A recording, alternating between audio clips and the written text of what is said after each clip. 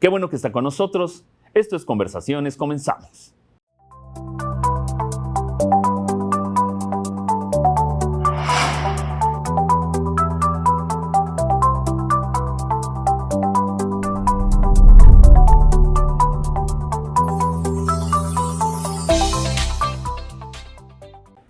Nuevamente le doy la más cordial bienvenida a Conversaciones. Mi nombre es David Estrada y en esta ocasión le damos continuidad a nuestro programa de la semana pasada porque tenemos como invitado nuevamente al ingeniero Ignacio Loyola Vera, actualmente diputado federal por el tercer distrito y exgobernador de Querétaro en el sexenio 1997-2003. Ingeniero Loyola, bienvenido nuevamente. David, muchas gracias nuevamente por la invitación y a tus órdenes aquí en tu programa, que es muy exitoso. Ya me he dado oportunidad de verlo y la verdad sí, muy buenos comentarios. Muchas gracias. ¿Y usted me puede creer que después de que nos conocemos, afortunadamente de hace mucho tiempo, nos hemos tratado, me sigo teniendo nerviosa? ¿Me lo cree? Sí. No. Estoy nervioso, me voy a relajar para que esto salga muy bien. Para que las conversaciones fluyan. Para que las conversaciones fluyan. Ingeniero Loyola, la semana pasada en el programa nos quedamos en el enfrentamiento político que tuvo con Fernando Ortiz Arana y bueno, pues quedamos para esta emisión tener el cierre, la conclusión, el triunfo. ¿En qué momento usted vislumbra que puede ganarle a un peso pesado, que así lo definíamos la vez pasada, como era Fernando Ortiz Arana, entonces candidato del PRI al gobierno de Querétaro? Gracias, David. Mira, el día de nosotros rentamos una suite en el Real de Minas. Y ahí estuvimos recibiendo la información de cómo venían las casillas y me pasaban la información pues aquí del centro histórico, que era lo primero que fluía. Y era bastante amplia la ventaja que estábamos teniendo, pero eso no era suficiente porque eso sabemos que la parte popular, la parte del campo.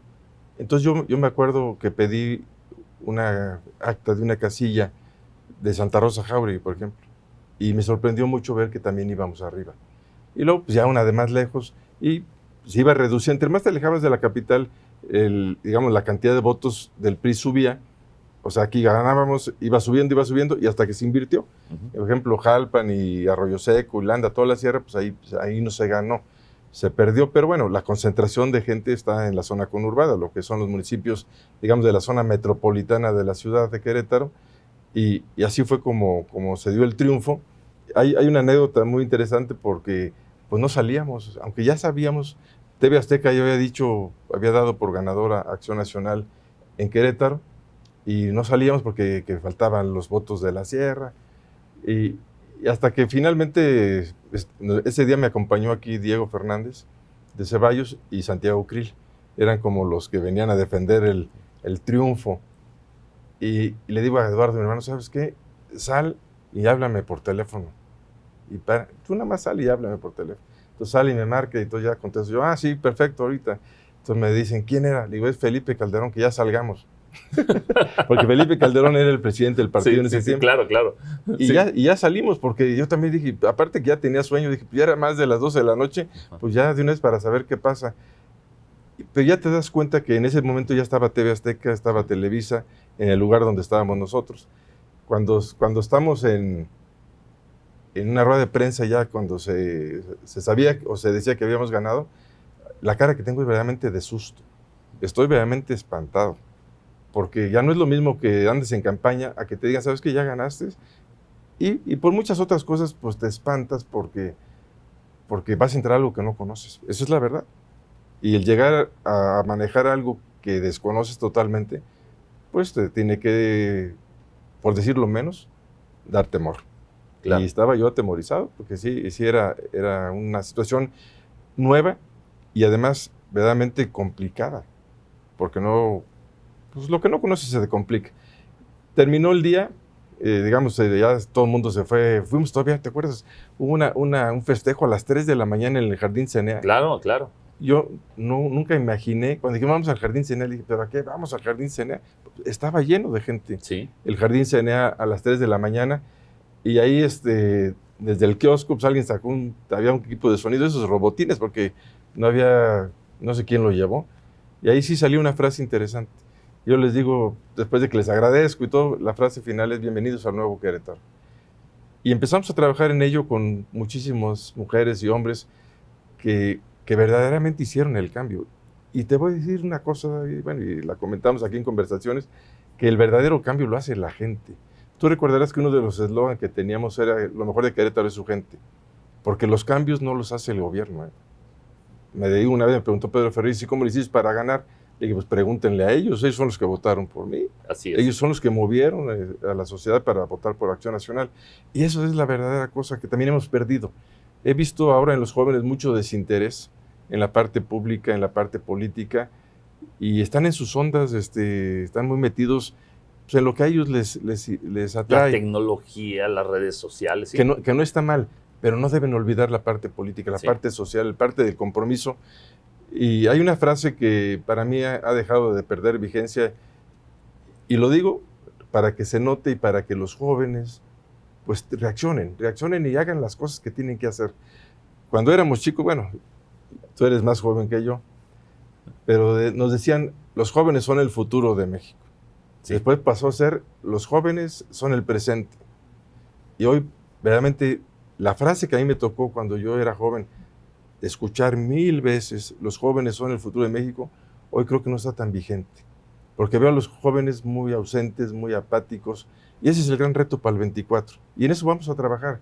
Y aquí aprovecho, pues, sé que tu programa tiene una gran difusión. Por favor. Y aparte de conversaciones, vamos a hacer peticiones. Yo le diría a los jóvenes: por favor, participen, intérense de la cosa pública, que les nazca ese interés, esa actitud de conocer lo que está pasando en México y lo que puede pasar. Y seguirá pasando si no participan. Eso creo que es muy importante en estos momentos que vive nuestro país. Que los jóvenes, y no les digo métanse a un partido, no, entérense de lo que está pasando, de lo que ya pasó, porque también la historia es importante. Quien no conoce la historia, lo muy trillado, está condenado a repetirla. Esto ya lo hemos vivido en otras épocas. Tenemos que evitar que vuelva a regresar el pasado oscurantista y ese pasado mesiánico, autoritario de una persona que es la que maneja el país. Eso ya tiene que morir en este México.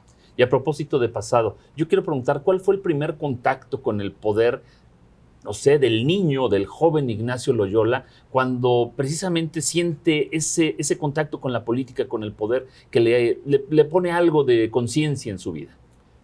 Honestamente, yo quería estudiar abogado, porque yo creo que en el interior lo que sentía yo eran ganas de ser político, porque ya lo dijo Flint, cuando hay una anécdota muy conocida aquí con Flint, cuando lo encontró a Mariano Palacios, y le dijo: oye, Mariano, dame trabajo. ¿Y de qué te gustaría? Pues aunque sea de licenciado, porque todos los que trabajaban en la política eran licenciados. Sí. Entonces yo quería ser licenciado, y por alguna razón de mi abuelo paterno me convenció de que no, mira, los licenciados es una vida muy compleja. Y yo tenía esas dos vocaciones, el campo y la abogacía. Y me fui a la cuestión del campo, y quiero también aclararlo que sí me gustaba, porque toda la vida trabajé en ello, hasta que vino esta parteaguas que platicamos en el programa pasado, de que ya el negocio no daba. Entonces yo tengo que emigrar a la política, y hay otro dicho que dice que la cabra tira al monte. Entonces pues regresé en esos recuerdos y me fui a la política. Y el primer encuentro, yo sí creo que cerca de la casa de la Zacatecana, donde vivíamos nosotros, que ahora es un museo, a unas 3 casas o 2 casas hacia arriba, hacia la Cruz, vivía el doctor Fraga, Raúl Fraga, que era un médico y era priista. Y entonces él afiliaba por bloque, porque una vez llegó a la casa y mi papá: a ver, una fotografía de todos ustedes. Y ya sacaron fotografías de todos nosotros, y me llegó mi credencial de priista cuando yo tenía 13 años. Así se trabajaba. Pues era en bloque. En bloque, y hasta una vez, una anécdota jocosa, me dice María Carmen, estábamos ahí, en alguna cosa que a lo mejor nos enojamos tantito. Me dijo: voy a sacar tu credencial de priista cuando estaba yo en la campaña. Sí. seguramente estaba por ahí traspapelada en un cajón. Sí, me dio mucha risa. Sería bueno ese documento conocerlo. Pues debo tenerlo, voy a buscar, pero así fue, o sea, iban y te empadronaban, por no decir, yo me acuerdo de haber recibido mi credencial, tendría 11 años, y a lo mejor en ese momento le llevaron credencial a otros 4 de mis hermanos, en ese 5 credenciales de futuros priistas. Pero bueno, nunca milité, nunca la usé para otra cosa más que se guardó, pero debe existir, porque si me dijo Maricarmen, bueno, porque allí debe estar. Le vamos a preguntar a ella. En algún lugar. Pero bueno, esa era la forma de trabajar. Y si iban, pero volvemos a lo mismo. El PRI en esos tiempos se buscaba a los jóvenes. Hoy no están buscando a los jóvenes. Sí. Ningún partido los está buscando. Entonces tenemos que acercarnos como partido y que los jóvenes también vean un futuro en la política, pero en la política de bien. Porque hoy también se ha desvirtuado que entrar a la política es sinónimo de hacerte rico. Sí. Y yo les digo una cosa, si quieren ganar dinero, la iniciativa privada es para ganar dinero. Acá es para, como lo dijo Juárez, ¿no? Vivir en la medianía del salario. Pero hoy por hoy se ha perdido ese interés de la juventud. Tenemos que recuperarlo y el partido tiene que abrir las puertas. Tiene que abrir las puertas y regresemos a la democracia, porque lo que se elige democráticamente no admite error. Cuando la democracia es limpia, cuando empiezan las manipulaciones, seguramente empiezan a ver las candidaturas que ya no son lo genuino que debieran de ser para ganar hacia afuera con la sociedad. Ingeniero Loyola, para cerrar el capítulo de su gobierno, quisiera que usted me dijera de una manera, no sé, concreta, cuáles fueron el momento más crítico y el momento más feliz de su administración. El más crítico cuando entré y el más feliz cuando salí. No, pero no tan concreto, un poquito más. Mira, yo creo que crítico sí fue cuando entró, porque esto a lo mejor... Mira, tú puedes revisar la hemeroteca. Sí. Nunca fui predilecto de los medios, pero nunca me quejé como se quejan otros de que todo el mundo me ataque y para allá. Eso hasta es como soy, como de niños chiquitos. Sí. Yo jamás me quejé de un medio. Nunca pedí que removieran a un comunicador, jamás. Es más, a los comunicadores más severos me gustaba que me entrevistaran, porque era una manera de estar frente a frente y escuchar los argumentos, pero también que escucharan los tuyos. Y Betsa, que era la de comunicación social, ella sabe eso. A mí las entrevistas a modo no me gustaban, porque es cuando más errores cometes. Cuando vas a una entrevista que sabes que te van a cuestionar, pasas al 100, con todos sus sentidos en alerta, y son las mejores, porque además son auténticas, tanto el que cuestiona como el que responde. Entonces esa parte era complicada. Ahí está la hemeroteca, y no lo digo con dolor, sino como nada más como para que se entienda lo que tú decías, el ser el primer gobernador de Acción Nacional, el ser el primer gobernador de la alternancia tiene sus costos. Yo nunca aparecí en las primeras portadas de los periódicos cuando el Día del Padre. O sea, pues siempre el primer padre, el padre ejemplar, pues es el gobernador. Así era. Bueno, a mí no me tocó. O sea, yo ni salía, y si salía, pues salía en otra página despeinado y medio trasijado ahí. Este es uno de tantos padres de por aquí, de este estado. Pero eso no crees que me lastimó, ni lo reclamé jamás. A mí realmente me causaba gracia, porque decía, pues, qué bien, ¿no? Pues eso no es, yo no estoy aquí para quedar bien con nadie, ni bueno, con nadie así en el sentido de ser el rey de la primavera o tarugadas de ese tipo, ¿no? Y el momento más complejo, pues, hubo cosas, ¿no? Por ejemplo, el 5 de febrero, también hay que hablar cuando en aquel 5 de febrero se ataca al gabinete del presidente Zedillo. Pues fue un momento, en aquellos años, porque hay que también poner los contextos, los celulares no tenían cámaras, los celulares nada más era como una polverita, era nada más teléfono y se acabó. Así es. Y entonces tú no podías tener toda la información. Oye, un WhatsApp que te pusieran, no está pasando. Y cuando en aquellos tiempos también el Estado Mayor tenía un control muy férreo sobre la comunicación. Inclusive recogían celulares a la entrada de los eventos. Y cuando empiezo, la primera información que yo tengo de que hubo un problema me la da el general Miranda, que era el jefe del Estado Mayor del presidente Zedillo. Y me dice, oye, estuvo muy feo, ¿eh? ¿De qué?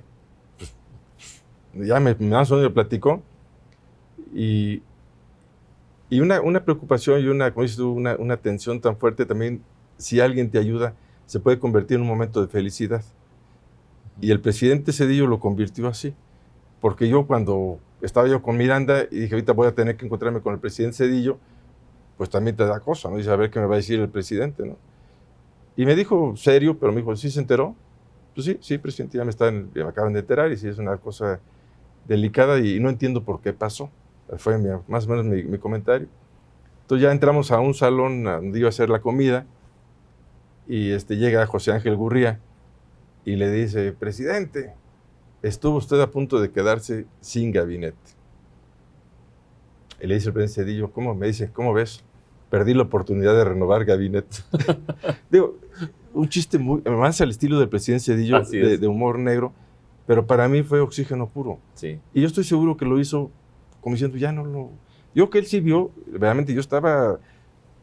Digo, si no hubiera tomado un meme y hubiera dicho, miren, este cuate se lo está llevando la fregada, ¿no? Sí. Pero no lo hubo. Pero yo sí lo puedo decir. O sea, para mí fue uno de los momentos más difíciles, pero a la vez, con lo que hizo el presidente Zedillo, pues yo me sentí contento. Y luego, porque además dijo, a ver, ¿por qué no están sirviendo tequila? Dije, porque el Estado Mayor dijo que no iba a haber tequila.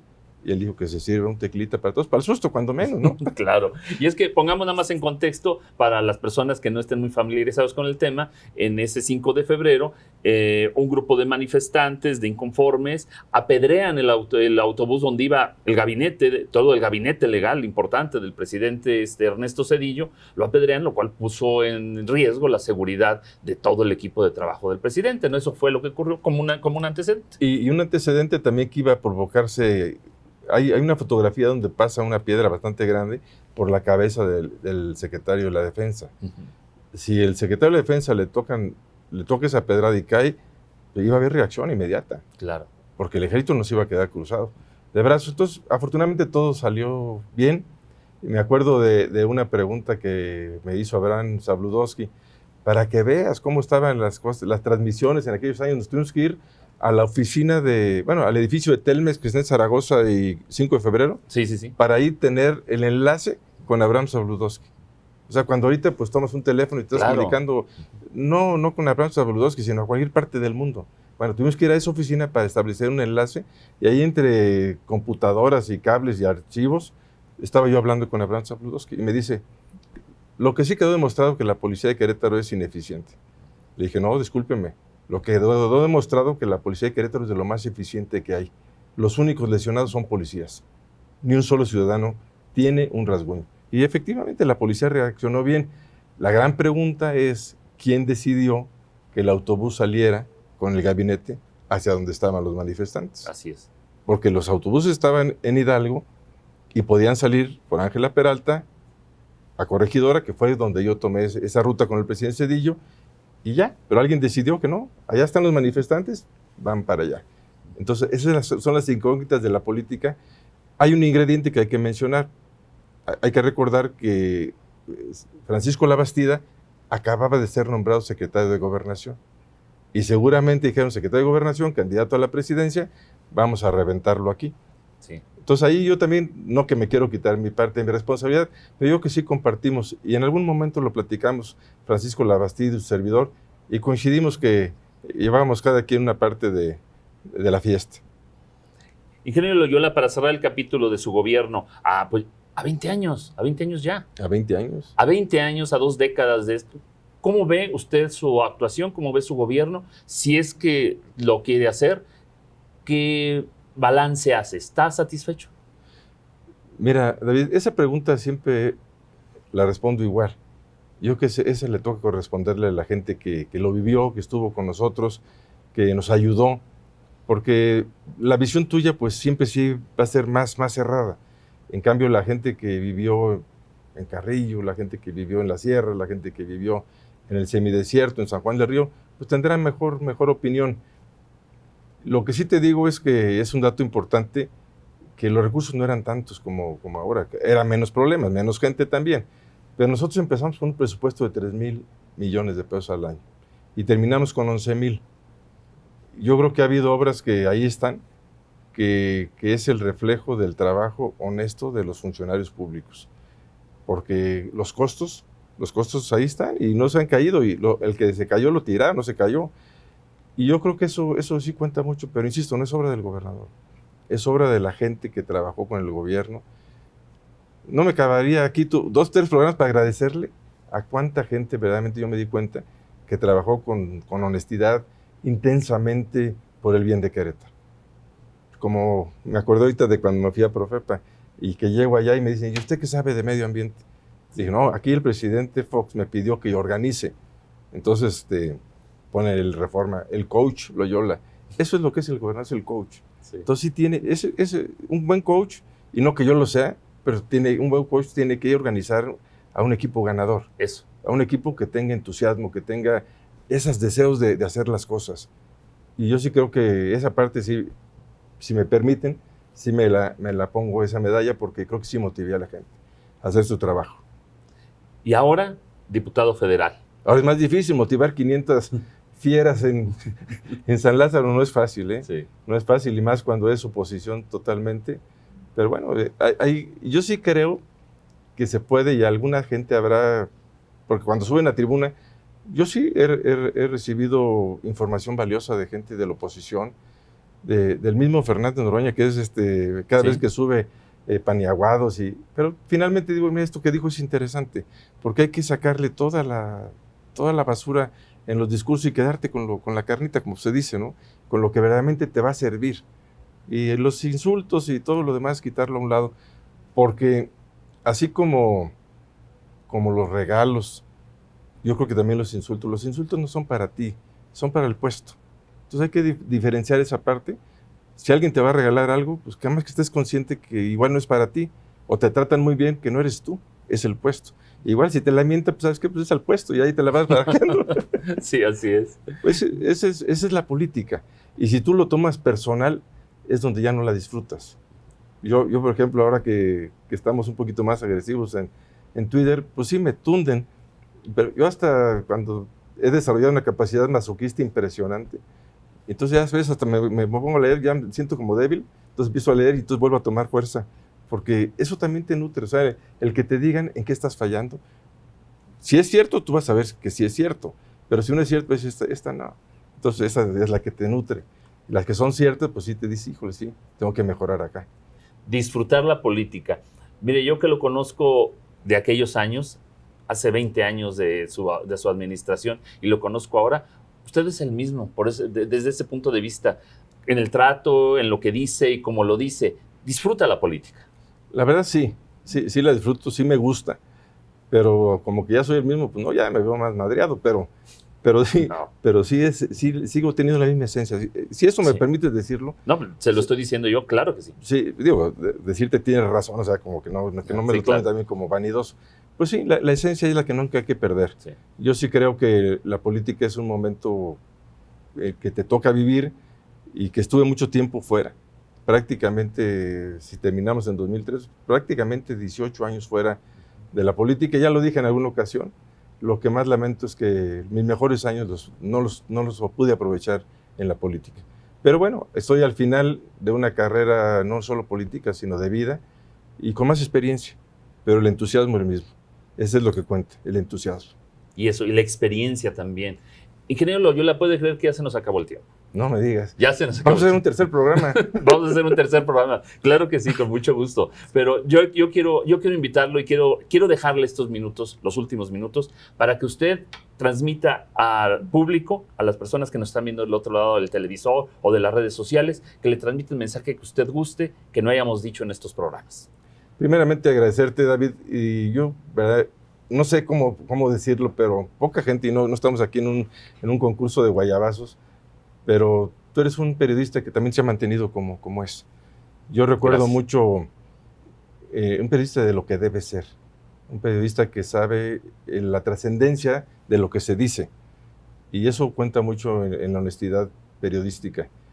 Yo tengo un recuerdo que lo presumí mucho tiempo, y ahorita ya no, porque ya pasó muchos años, mucho tiempo, pero Querétaro habla claro. Esa entrevista que tú me hiciste ya al final de mi gobierno fue una entrevista para mí muy valiosa. Gracias. Porque tú sabes que estuvieron duras las preguntas, y creo que se pudo ir contestando poco a poco, y a mucha gente le quedó claro lo que estaba pasando. Entonces yo lo que le digo a la gente, si me permites, es que sepamos distinguir quién está buscando realmente el bien, y entendamos que a veces el que busca el bien pues tiene que provocar molestias y tiene que provocar pues desacuerdos en muchas cosas, pero que Querétaro es más grande que cualquiera de los que por aquí transitamos. Entonces que siempre pensemos en Querétaro y pensemos en México. México nos necesita a todos, y más en este momento. Esa es mi participación. Ingeniero Loyola, para mí es un honor y es un gusto que haya aceptado estar aquí, porque yo se lo repito y se lo digo con toda honestidad. Para mí usted es parte de la historia de Querétaro. Usted le tocó una parte muy importante de Querétaro y por eso mismo le agradezco el que haya estado aquí en conversación. Pues dicen que la historia es cuando uno se filtra, mejor vamos a esperar que tarde un poco todavía en ser historia. Bueno, no, se lo agradezco mucho, ingeniero Loyola. Gracias, David. Muchísimas gracias y sin duda alguna que tendremos más oportunidades de platicar. Espero que sí, muchas gracias. Muchísimas gracias. Gracias por todo, David. Muchas gracias. Y bueno, amigos, pues ya lo saben. Nos vemos la próxima semana aquí en Conversaciones. Mi nombre es David Estrada. Hasta la próxima.